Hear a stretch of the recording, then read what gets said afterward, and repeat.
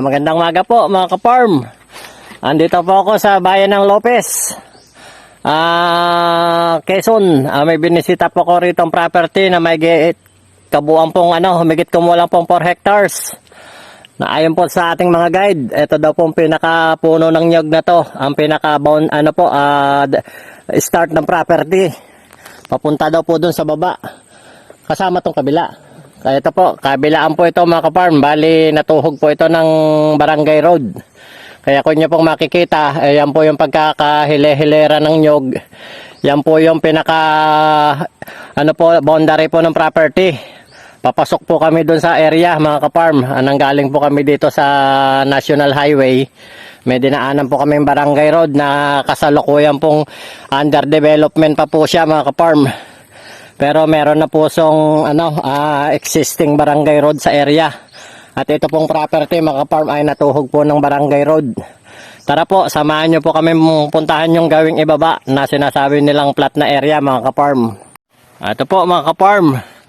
Ito po yung property na aming binisita. Na kanyo po mapapansin, ito pong gawing hili na to. Makikita nyo po yung malinis na yan. Ito po, bali paikot po tong pinaka-barangay road niya. Mula po doon sa pinag-iwanan namin ng motor, hanggang doon daw po sa gawing ibaba na yon. Bali, ang source po ng tubig dito mga ka-farm ay sapa. And then according po sa ating guide sa araw na to, meron daw pong mini dam dito sa gawing ibaba ng property. Kaya wala pong magiging problema sa supply po ng tubig. Ito po mga ka-farm, kabilaan po siya. Bali, nadaanan nga po ito ng barangay road. Kaya sa mga interested buyer po mga ka-farm, tawag na po kayo sa number na makikita nyo sa inyong screen. At para rin po maibigay po namin sa inyo ang full details po nitong property kung saang barangay nyo matatagpuan. Dahil nga po sa kompetisyon, kaya hindi ko na po binabanggit ang exact location po ng nasabing property na to. Dahil yung po iba naming mga kakumpetensya ay inaabangan po ang aming binablog at sinususog po nila yung property. Kaya sa mga interested buyer po, tawag na po kayo. Pasensya na po sa mga magko-comment na kung bakit hindi na namin binibigay ang full details nitong property dahil nga po sa mga kalaban namin na hindi lumalaban ng patas. Sinususog pong haplit ang aming mga binablog na property. Bali ito pong property mga ka-farm ay nasa mother title po. And then nakakapag-harvest pa raw po dito ng humigit kumulang 3 toneladang kopra every 45 days po. Every 2 months ang pinakaano po nila mga ka-farm.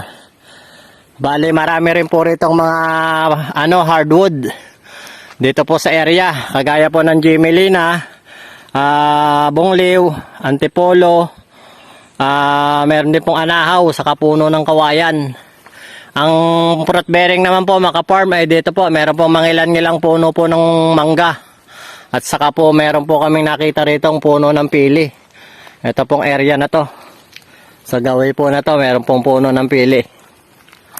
Ayan po siya.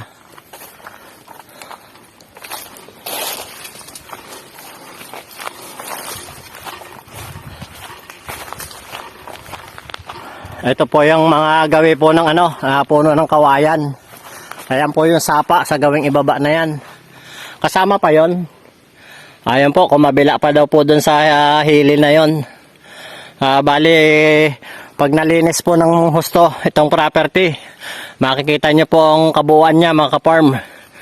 Sa ngayon naman po, sa akin pong pag-obserba, mangilan-ngilan lang naman po yung portion na may sukal. Yung mga gawing talibis na po siya. Ito po mga ka-farm, ang kabuuan po ng 4 hectares po. Kung nyo po mapapansin, meron po siyang supply po ng kuryente. Ayan po, may linya po ng kuryente sa area. Kaya wala po kayo magiging problema po dito. Sa signal naman po, meron po yung signal po sa gawing itaas. Yun po ang pinaka boundary po ng property mga ka-farm. Ito po yung portion na medyo hili po siya. At yun po yung gawing flat sa area na yon. Ayan po yung pinakasapa sa gitna ng property. Ayon po sa ating guide, sa una-unahan pa raw po yung pinaka-boundary nitong property na ating babaybayan maya-maya. Ito po yung lukaran mga ka-farm. Dito po sila nagluluto ng mga na-harvest po nilang nyog na ginagawa pong kopras. Itong area po na to. Bali ito pong barangay road po na to mga ka-farm. Pagka po ito na fully cemented, mapakaganda na po nitong itong area at napakadali nyo na pong mapuntahan itong mabibili yung property pag ito po na fully cemented na. Sa ngayon po kasi medyo lang po, mga motor-motor pa lang po yung nakakapasok dito. Dahil nung sinudsud po ito sa tansya ko po, mga ilang na rin po itong nasudsod at na hindi na po masyado uling na galaw ng mga barangay official natin or ng DPWH. Pero meron naman daw po itong plano na fully cemented tong pinaka-barangay road. Bali yan pong way po na yan mga ka-farm ay tagos po yan doon sa highway din po. Meron po siyang barangay road din po dyan na Villa Espina na dadaanan. Papasok po doon. Kaya through and through po, makakadaan po kayo dito sa National Highway na going to Buena Vista, Lopez. Mula po doon sa National Highway, sa akin pong tansya, nasa more or less 3 kilometers po. Papunta po dito sa area. Kaya yun lamang po mga ka-farm. Isang mapagpalang araw pong muli. At sa mga interested buyer po, tawag na po kayo.